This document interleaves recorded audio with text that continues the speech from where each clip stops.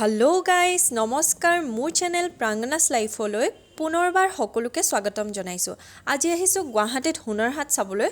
হুনাৰ হাট হৈছে এনে এখন বৃহৎ মেলা য'ত ইণ্ডিয়াৰ বিভিন্ন ষ্টেটৰ চুকে কোণে থকা হুনাৰ অৰ্থাৎ প্ৰতিভাসমূহ একেলগে প্ৰদৰ্শন কৰাৰ লগতে বহুকেইখন ঠাই বা জিলাৰ স্পেচিয়েল হাতেৰে কৰা কাপোৰেই হওক বা ডেকোৰেশ্যনৰ বিভিন্ন বস্তুৱেই হওক বা ফাৰ্নিচাৰ আদিৰ লগতে তেওঁলোকৰ ইউনিক বস্তুবোৰ আৰু তেওঁলোকৰ ফেমাছ খাদ্যাভ্যাসসমূহ দাঙি ধৰা আৰু সেইসমূহ উচিত দামত বিক্ৰী কৰা হয়। আৰু এয়া ভাৰত চৰকাৰৰ জৰিয়তে প্ৰদৰ্শনী কৰা হৈছে এইবাৰ গুৱাহাটীত এইবাৰ 38 নম্বৰ হুনাৰ হাট হৈছে বুলি শুনিছোঁ। মানে আমাৰ অসমত এইবাৰ প্ৰথমবাৰলৈ হুনাৰ হাট আহিছে। তাৰ আগতে বহুকেইখন ঠাইত হুনাৰ হাট হৈ গৈছে আৰু অসমত হৈছে 38 নম্বৰ হুনাৰ হাট।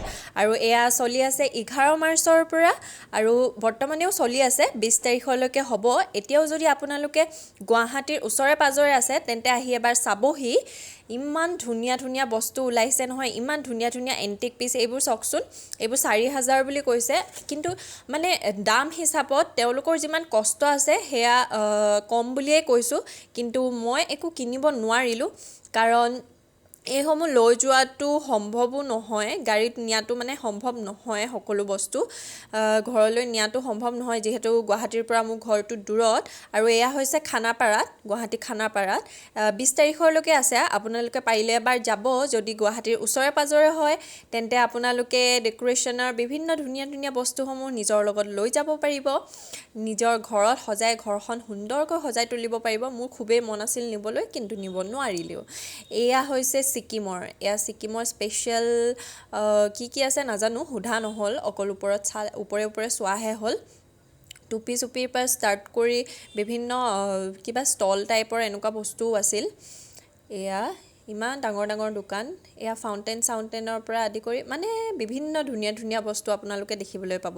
আগলৈ চাই যাওকচোন কি কি দেখিবলৈ পায়। আৰু আজি আছে জুবিন দাৰ প্ৰগ্ৰেমত খুব এনজয় কৰিলোঁ।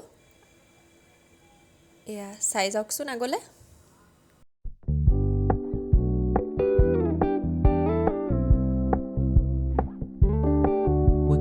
Keep it low key, keep it softly spoken, with no strings tying you to me. আমি যিহেতু গৈছিলোঁ দেওবাৰ দিনত ইমান ভিৰ আছিল যে সকলো বস্তুৰ দাম সোধা আৰু চোৱা বা কিনা সম্ভৱ নাছিল। ইমান ভিৰৰ মাজত মানে খোজকাঢ়ি যোৱাটোৱেই টান নিচিনা হৈছিল। আৰু ইমান ধুনীয়া ডেকোৰেশ্যন, এখন চালে যেন এখন থাকি যাব এনেকুৱা লাগিছিল। তথাপিও ইমানখিনি ঘূৰিও সকলো বস্তু চাব নোৱাৰিলোঁ। সকলো বস্তু দূৰৰ পৰাই চালোঁ, কিছুমান চুই চালোঁ আৰু কিছুমান দূৰৰ পৰাইহে চোৱা হ'ল আৰু কিছুমানৰহে দাম সোধা হ'ল বা কিনিবও নোৱাৰিলোঁ। আৰু সকলো কিনি নিয়াটোও সম্ভৱ নহয় বাৰু, কিন্তু সৰু সুৰা বস্তুবোৰৰ দোকানত বেছি ভিৰ আছিল কাৰণে একো বস্তু কিনিবই নোৱাৰিলোঁ। এয়া লাইটবোৰ চাওকচোন কি ধুনীয়া ধুনীয়া। এইবোৰ 7,000 8,000ৰ পৰা ষ্টাৰ্ট হৈছিল মেবি, মোৰ সঠিককৈ মনত নাই। আৰু ইয়াতে মই দুটামান লাইট চাইছিলোঁ নিম বুলি, সৰু সুৰা নিব পাৰোঁ যদি, কিন্তু দামটো অকণমান মই বেছি যেন পাইছিলোঁ কাৰণ ভিৰটো ইমানেই হৈছিল যে তেতিয়া অকণমান দাম বঢ়ায়ো কৈছিল যেন এটা ফিল হ'ল। আৰু লাষ্টৰ কেইদিনহে এইবোৰত গ'লে বেছি লাভ হয়, তেতিয়া কম দামতে বস্তুবোৰ দিয়ে। তাৰপাছত গ'লোঁ ফুড কৰ্ট মানে এইটো মেইন ফুড কৰ্ট নাছিল, মেইন কৰ্চ ইয়াত নাছিল। ইয়াতে অকল আপোনাৰ ফাষ্ট ফুড আইটেম টাইপৰ বস্তু আছিল আৰু লগতে ষ্টাৰ্টাৰ টাইপৰহে বস্তু আছিল।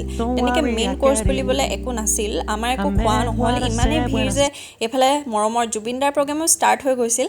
সঁচাকৈয়ে আজি এই মেলাখন চাই খুব ভাল লাগিলে। ইয়াত সকলো বস্তু ধুনীয়াকৈ সজাই পৰাই তোলা হৈছে। খোৱাৰ বস্তুৰ পৰাই আৰম্ভ কৰি ডেকোৰেশ্যনৰ পৰা ষ্টাৰ্ট কৰি প্ৰগ্ৰেমৰ পৰা ষ্টাৰ্ট কৰি সকলো বস্তুৱেই ধুনীয়া হৈছে। আৰু আজি এই ভিডিঅ'ৰ পৰা মই প্ৰাংগনাই বিদায় লৈছোঁ। আপোনালোকে ভাল পালে লাইক, কমেণ্ট আৰু শ্বেয়াৰ কৰিবলৈ নাপাহৰিব।